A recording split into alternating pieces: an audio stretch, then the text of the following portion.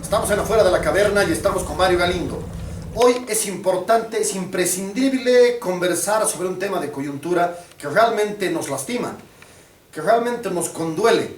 ¿Qué es lo que ha sucedido? La OMSA, conjuntamente con Fundación Jubileo, han preparado una encuesta.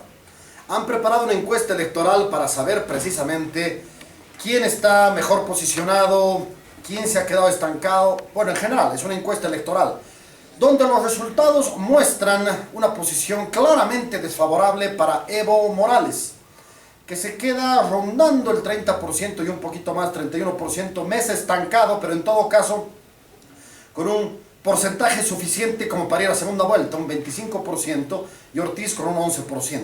Es decir, esta encuesta ha molestado al poder. Ha molestado al poder al extremo de que el Tribunal Supremo Electoral prohíbe que se emita la encuesta, prohíbe que se publique la encuesta. ¿Esto es raro? Por supuesto que no. Estamos hablando de funcionarios del gobierno. El Tribunal Electoral, los magistrados del Tribunal Electoral no son magistrados independientes, son militantes del MAS y actúan como tal. Y hoy están demostrando de la manera más desvergonzada que tienen un dueño. Y ese dueño les dice: señores, esa encuesta se prohíbe. ¿Cuál es el punto central? Y con esto comienzo. El punto que realmente me alarma. Desde las dictaduras, señores, no hay este grado de autosilenciamiento. El Deber no publica la encuesta. Señores, Página 7, supuestamente el periódico, plataforma, entre comillas, del cártel de la mentira, en otras palabras, un periódico que mantiene cierta pluralidad, no publica la encuesta. Los principales periódicos no publican la encuesta y se dejan amedrentar con el gobierno y quiebran el precepto central de cualquier democracia liberal: el respeto a la libertad de expresión. ¿Dónde estamos, señores? Esto no sucedía desde aquellos tiempos de García Meza. Estamos entrando en una fase de autoamedrentamiento, de inmolación democrática, donde todos temen al poder. No, nos van a cerrar nuestro canal, no, nos van a cerrar nuestro periódico. Señores, estamos hoy de luto democrático. Es un día de vergüenza nacional. Esa encuesta tiene que salir publicada en todas partes, tiene que ser difundida por todos los rincones. Y precisamente para hablar de eso estoy con un profesor titular, profesor mío además, y excelente profesor y maestro, Mario Galindo. Mario, muy buenos días. Buenos días, Diego. Si nos puedes comentar, por favor. Claro, a mí me parece que lo que has señalado es muy importante porque evidentemente una de las características en el periodo de Evo Morales ha sido la autocensura. Yo creo que la autocensura es más importante inclusive que la censura, porque lo que hace es entrar en el imaginario popular, en el imaginario de intelectuales, de instituciones, de prensa, etcétera, y plantearse, ¿no es cierto?, probabilidades de que obviamente no hay que hablar de más, porque si no, de lo contrario va a ser uno sancionado. No hay cosa más vergonzante que la autocensura, porque cuando uno ha provocado autocensura, estás provocando una despersonalización. Sí, señor. Yo me pongo en el caso de un padre y un hijo. Si tú le impones a tu hijo, ¿no es cierto?, que él se autocensure, que no hable contigo de sus problemas, etcétera, estás generando un ser humano acomplejado, un ser humano que no va a tener la posibilidad de tener pensamiento propio, un ser humano que... Es buena analogía. Entonces, por lo tanto... temeroso. Obviamente, entonces lo que estamos generando es eso, instituciones que el día de mañana no van a tener ninguna capacidad de análisis, de tener su propio pensamiento, ni nada. Entonces, lógicamente, ahí se desnaturaliza inclusive el ser nacional. Yo creo que Franz Tamayo, por ejemplo, tendría aquí varias cosas que decir, porque era uno de los que justamente planteaba este tema. Estaba justamente leyendo el libro de Stefanoni sobre la generación del centenario, y él hacía recuerdo de gente como Cesario Capriles, en Arte y Trabajo, un famoso periódico en Cochabamba, que era el único que en esa época recogía la opinión de quienes eran disidentes del liberalismo y del republicanismo. Fascinante. Y que por lo tanto él lo que planteaba era eso, justamente, ¿no? Decía, aquí tienen cabida, ¿no es cierto?, gente como Montenegro, gente como José Antonio Arce y Arce, etcétera, donde ningún otro periódico les aceptaba siquiera publicar un artículo. En este caso, la prensa nacional tiene que hacer una reflexión de fondo y plantearse las posibilidades que tiene de comenzar a actuar de manera independiente. Eso por una parte, ¿no? Si me permites, si me permites.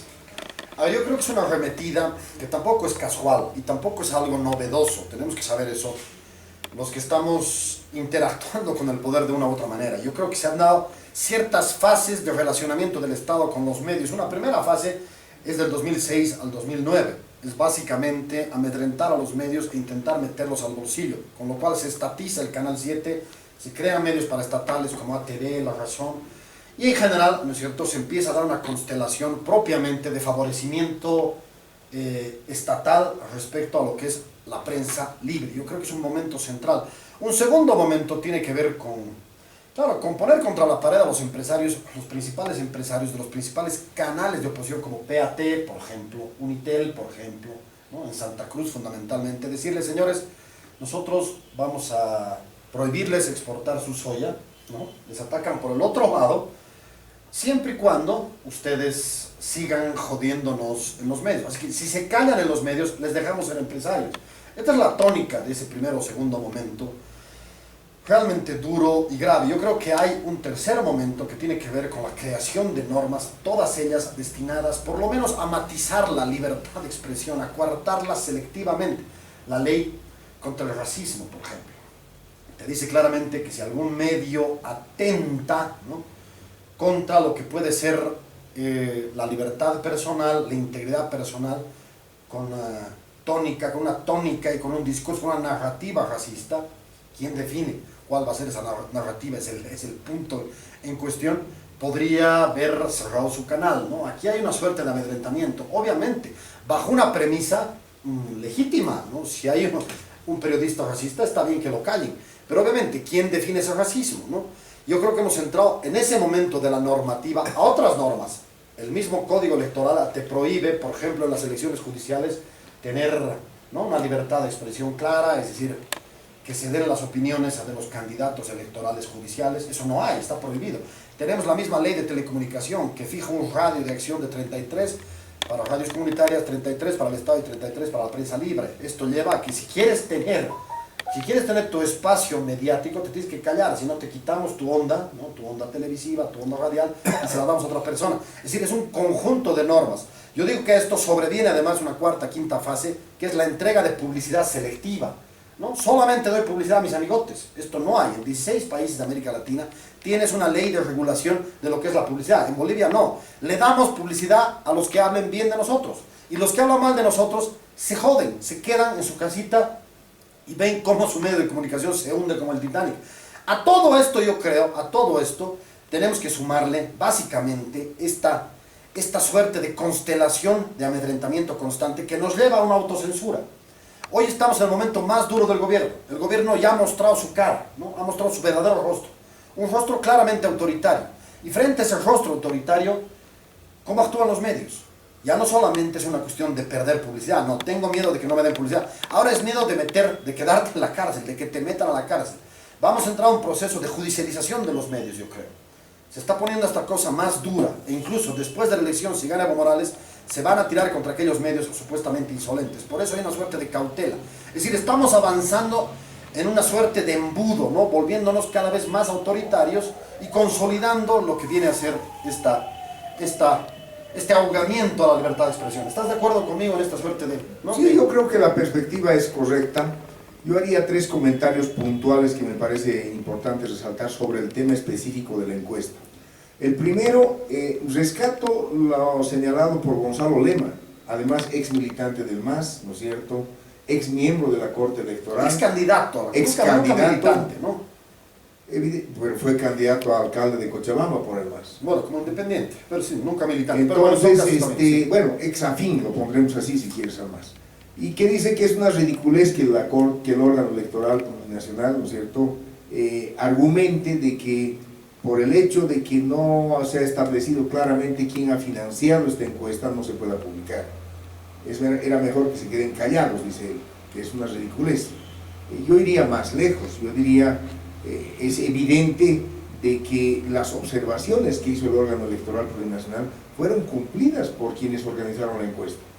Porque el órgano planteó quién financia, se dijo claramente la UNSA y Fundación Jubileo. O sea, no es que no se ha respondido, se ha respondido. Y se han hecho todas las anotaciones correspondientes en la parte técnica. Entonces es bueno aclarar de que se han cumplido las observaciones del órgano electoral. Ese es el primer comentario. El segundo comentario tiene que ver, ¿no es cierto?, con los resultados de la encuesta. Más importante que el resultado 31, 26 o 25, ¿no es cierto?, es cómo queda distribuida, ¿no es cierto?, la torta en términos del órgano legislativo plurinacional. Hay un empate en senadores. Hemos visto, sí. Estarían en igual cantidad de senadores. Uno más el más, ¿no? Pero bueno. Y obviamente, ¿no es cierto?, en diputados la diferencia se 18, acorta. 17 y 1 para Ortiz. Por eso. Y en diputados queda muy pequeña la diferencia, ¿no es cierto? Si no me equivoco, son 10 o 15 diputados, ¿no es cierto? Entonces, por lo tanto, yo creo que es más duro el resultado en términos del legislativo que del ejecutivo, porque en el ejecutivo hay segunda vuelta, eso casi que es innegable. Ahora, lo que sí queda todavía en la interrogante es el tema, digamos, de los indecisos, que sigue siendo un número muy alto, ¿no es cierto? En una encuesta 20, en otra 30, bueno, es un número elevado, mucho más elevado que en encuestas de elecciones anteriores. Ese es un tema muy importante. Y el tercer comentario tiene que ver con aquellos que son, digamos, los centros que concentran la mayor cantidad de votos. Estoy hablando de Santa Cruz y La Paz. Entre Santa Cruz y La Paz reúnen entre los dos el 55% de la votación, ¿no es cierto? Ahora bien, yo digo, La Paz prácticamente se puede decir que ya tiene una votación inclinada en contra del MAS, o sea, ha cambiado totalmente su enfoque, aunque el Alto todavía sigue siendo un bastión importante, ¿no es cierto?, al momento de movilizar votos, pero eso es un tema que hay que evaluarlo con mayor cuidado. El tema que me parece muy importante de evaluar es Santa Cruz, porque con el incendio lo que ha provocado es que se haya abierto totalmente la sociedad cruceña. Es decir, ¿qué ha sucedido? Déjame terminar, pues. La sociedad cruceña, lo que ha sucedido es de que antes era el bastión electoral del MAS, ojo, ya había logrado dar la vuelta el MAS el resultado.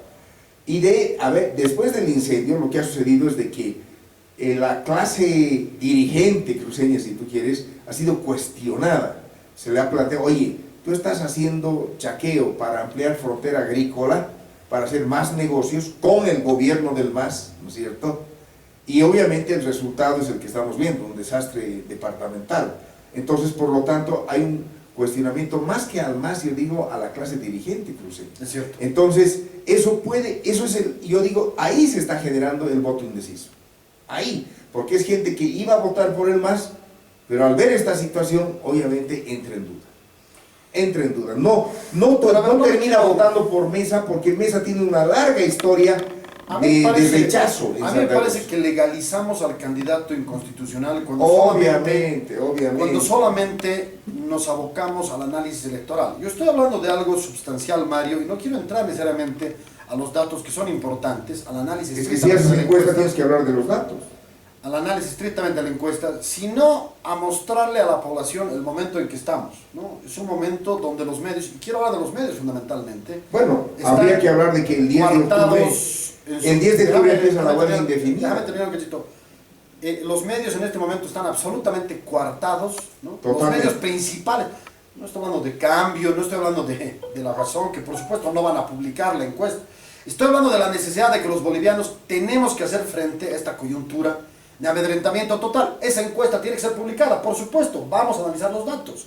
Y los datos tienen que estar presentes, porque la rabia del gobierno tiene un asidero y un origen precisamente en esos datos, que ha intentado mostrar el MAS todo el tiempo, a partir de las encuestas. Ha intentado hacer lo que hacen los niños cuando son pequeños, ¿no? A ver, ¿quién ha ganado el partido? Si ha ganado el partido 5-0 el Strongest, se van a volver del Strongest, pues. Si ha ganado el Bolívar 3-0, se van a volver del Bolívar. Es así nomás, uno se va siempre con el ganador, es una orientación casi genética de todos los seres humanos, te vas con el ganador. El MAS ha machacado con sus encuestas básicamente compradas que el ganador absoluto era Evo Morales, con más de 15 puntos de diferencia. Que gana en primera vuelta. Exactamente, que gane en primera vuelta. Ese era el mensaje y Carlos Mesa va bajando y Carlos Mesa no es un candidato con visos de ganador. Esa era la imagen que nos quería mostrar. Bueno, por lo tanto la gente dice, bueno ya, está bien, le daremos 5 años más a Evo Morales. Hay una suerte de resignación, vámonos con el ganador, ¿para qué arriesgarnos con alguien que tiene un porcentaje tan bajo? Ese ese imaginario que ha querido construir el MAS, insisto, con encuestas pagadas, ¿no? Mercantilizando y prostituyendo este ámbito de reflexión institucional electoral, que es precisamente todo este montaje institucional con las empresas encuestadoras, ¿no? Tiene hoy su contracara, ¿no? Está confrontado hoy con una encuesta seria, la más seria del país seguramente en los últimos años, con 14.000 personas, con la legitimidad de Fundación Jubileo y la legitimidad de la UNSA. La UNSA tiene legitimidad. Es una encuesta que les tira un sopapo y les dice, señores, ustedes tienen que ir a segunda vuelta. Y los datos electorales muestran claramente, es decir, en una muestra de 233 municipios, ¿no? De los 339, básicamente 2/3 de los municipios rurales, insertos en la encuesta. Es decir, es una encuesta realmente general. Señores, no están ganando ustedes como piensan. No tienen ni siquiera 1/3 de los votos. Tienen apenas el 30-31% y están a menos de 6 puntos. Este es el mensaje que le ha irritado al poder. Yo estoy hablando del poder en este momento, más que entrar en el detalle de los datos. ¿Crees que estamos en un momento aciago? ¿Es un momento oscuro? Es un momento complicado porque hay dos mensajes. A ver.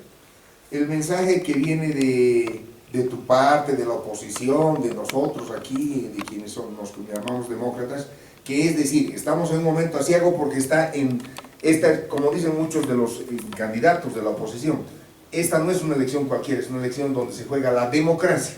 Así es. Bueno. Y está el mensaje que da el gobierno, que da obviamente el candidato ilegítimo que vendría a ser, ¿no es cierto?, Evo Morales, que es, oiga, ¿ha vivido bien o ha vivido mal estos años? O sea, la economía. Es economía versus democracia. Ese es el tema. Me ha gustado el análisis de Chávez este fin de semana en Animal Político, porque él dice, nadie con el discurso de la democracia en Bolivia en los últimos 70 años ha ganado ninguna elección con el discurso de la democracia. Siempre ganas con el discurso de economía. Y da como ejemplo Banzer. Banzer ganó 2 elecciones diciendo, ¿usted vivió mejor o peor en los 7 años de dictadura? Y ganó las 2 elecciones. Entonces, ese antagonismo entre economía y democracia... ¿Y cómo entiendes la recuperación de la democracia del 78 al 82? La consigna era democracia versus dictadura. Pero no en elecciones. Se ha ganado con huelgas de hambre, se ha ganado con movilización, etc. Eso es lo que está planteado aquí. Si gana la democracia esta vez, sería la primera vez en 70 años que gana vía electoral. Entonces, es un gran desafío. Yo creo que la huelga que se ha planteado en general indefinida a partir del 10 de octubre va a ser la primera pulseta importante. Si es una huelga que tiene, no diré pues 100%, pero digamos un 70-80% de aceptación en la población, yo creo que la democracia tiene grandes posibilidades de ganar en las urnas. ¿Quiénes van a estar en la huelga? ¿Quiénes van a participar? Digámosle a la gente que nos ve. Eso es pues lo que hay que tomar en cuenta. Yo creo que van a participar fundamentalmente organizaciones. Viene nuevamente otro tema que nos interesa a los politólogos: actores territoriales versus actores funcionales. Van a participar actores territoriales, claro. Juntas de vecinos, esa es la idea, ¿no? Órganos de control social, ¿me entiendes? Los órganos funcionales son los que más bien se van a quedar en su casa o van a tratar de boicotear esta huelga. Entonces, lógicamente, viene el viejo conflicto de la sociedad boliviana entre territoriales versus funcionales. Me gusta el análisis. Quiero remachar en algo que es un aspecto teórico que ha sido sumamente argumentado en los últimos 10 años a partir de un texto de un politólogo que se llama Stefan Levitsky, ¿no? Que nos habla de un concepto conocido como democracia híbrida. ¿Qué es la democracia híbrida? La democracia híbrida nos lleva a pensar que hoy en día el enemigo de la democracia no es la dictadura. Eso es un mito. Eso es un mito de los 70 y de los 80. El enemigo de la democracia es la dictadura. El enemigo de lo blanco es lo negro, ¿no? Parecería que esa era la antípoda. Ese era su lado opuesto. No es así. El enemigo de la democracia es una mala democracia. Es una democracia a medias. Es una democracia que gradualmente se va volviendo un régimen autoritario. Mucha gente me decía, no, pues, ¿qué hablas de dictadura vos? ¿Qué hablas de que Evo Morales es autoritario? Estás hablando, mira lo bocón que eres. Mira, eso no tenías en dictadura, te dicen. Ese es el argumento tradicional. Sin embargo, el argumento que tenemos que ver es que la libertad de expresión gradualmente se va eliminando, se va yendo al rinconcito. Es decir, el problema no es un problema estalinista. de si tienes libertad de expresión versus no la tienes. Eso no es lo que está en cuestión hoy en día. Ya no es bajo esa tónica dictatorial, que no había libertad de expresión. Es una libertad de expresión que se va perdiendo gradualmente. Por eso me parece sumamente importante lo de ayer, porque termina de consolidar este embudo inverso, ¿no? Si teníamos así de ancho de libertad de expresión, nos vamos, ¿no es cierto?, angostando hasta llegar a este punto. Yo creo que hemos pasado del agua al hielo. Ha habido un cambio cualitativo ayer y hoy día con los medios de comunicación que no quieren publicar la encuesta. Yo creo que hemos dado el salto. ¿Qué nos va a decir ahora esa camada de masistas? ¿Qué nos pueden decir? Hasta ya pueden hablar nomás cuando quieren y como quieren, hay libertad de expresión. Pues no la hay. La principal encuesta está siendo acallada. El principal conjunto de datos que muestran que Evo Morales es minoría y por eso se quiere quedar a la fuerza, porque es minoría y no mayoría, por eso el fraude electoral, por eso un tribunal sometido, porque precisamente es minoría. Esa verdad quiere ser silenciada. En ese momento de la historia estamos. La democracia híbrida ha dejado de ser híbrida y se ha convertido en un régimen claramente autoritario. Hemos pasado del agua al hielo. Por eso la importancia para mí de denunciar como profesor de la UNSA, soy profesor más de 20 años, felicito a la UNSA por esta encuesta, felicito a Fundación Jubileo y por supuesto reitero mi compromiso de difundirla por todos los rincones. Totalmente de acuerdo. Yo creo que por eso también, ¿no es cierto?, Adam Przeworski decía que cuando uno entra en dictadura, otro gran se le preguntaba ¿cuál es su definición de dictadura? Y él decía, es dictadura cuando alguien pierde una elección y no transfiere el poder. Así es. Muy bien. Mucha gente, especialmente en el frente de Ortiz, considera que Evo Morales es un dictador. Y hay que aclarar, me parece muy buena la aclaración que tú haces, de que no estamos ante un dictador, estamos ante un autócrata. Excelente. Esa es la palabra. Ahora bien, ese autócrata neopopulista, ¿por qué neopopulista? Además, esto es muy importante. El neopopulismo fue una calificación que hizo otro politólogo boliviano que era nuestro común amigo René Antonio Mayorga, y él decía, es aquel que tiene un discurso en favor del pueblo, pero que sus acciones son totalmente neoliberales en última instancia, ¿no es cierto? Y daba el ejemplo de Max Fernández y de Condepa. Bueno, estamos ante un neopopulista, porque si uno se fija, lo que está haciendo en la chiquitanía y todo es neoliberalismo, ¿no es cierto? Y obviamente con discurso populista.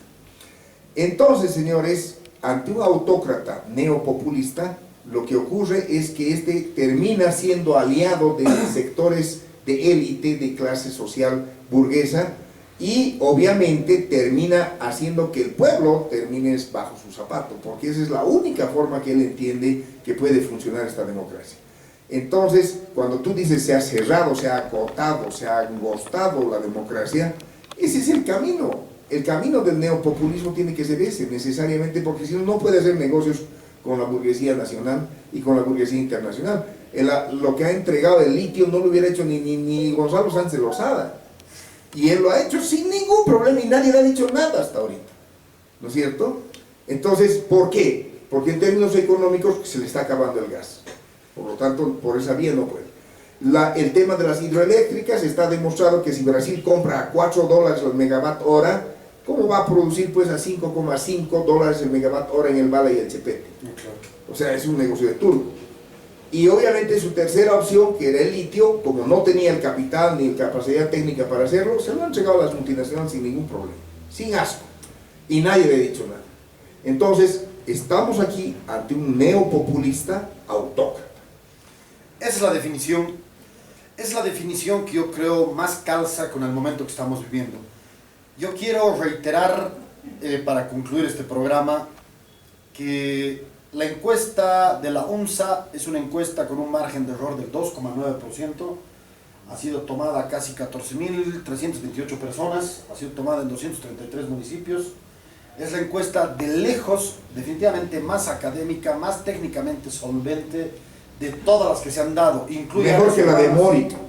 No, por supuesto que mejor que la de Mori, ¿no? Incluye áreas urbanas y áreas rurales.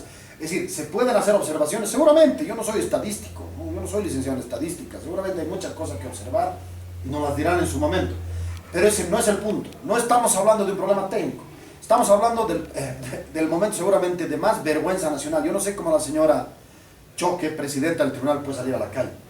Es es una corrupta, esto es corrupción política.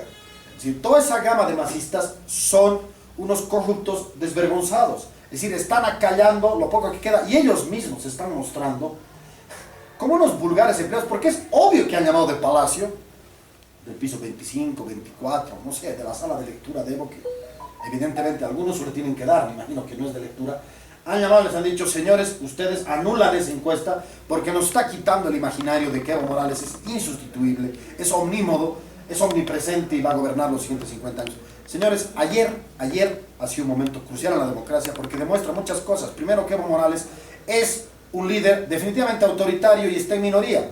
Segundo, que los medios de comunicación se están amedrentando. Pero tercero, que la irritación se mantiene, que la indignación popular se mantiene, la indignación ciudadana se mantiene, y precisamente por esa indignación es que vamos a seguir publicando esta encuesta por todas las redes y en todos los talleres, seminarios, aulas universitarias donde podamos darlas. ¿Estamos de acuerdo con eso? Así tiene que ser, Diego. Yo creo que con eso hemos cerrado este análisis que me parecía imprescindible, especialmente tomando en cuenta que somos coautores de esta encuesta. Coautores y además como profesores titulares de la OMS hace muchos años. Yo te agradezco con mi profesor, uno de mis 3 profesores preferidos cuando yo estudié Ciencias Políticas, un hombre lúcido, un hombre claro y un amigo. Mario, muchísimas gracias. Gracias a ti.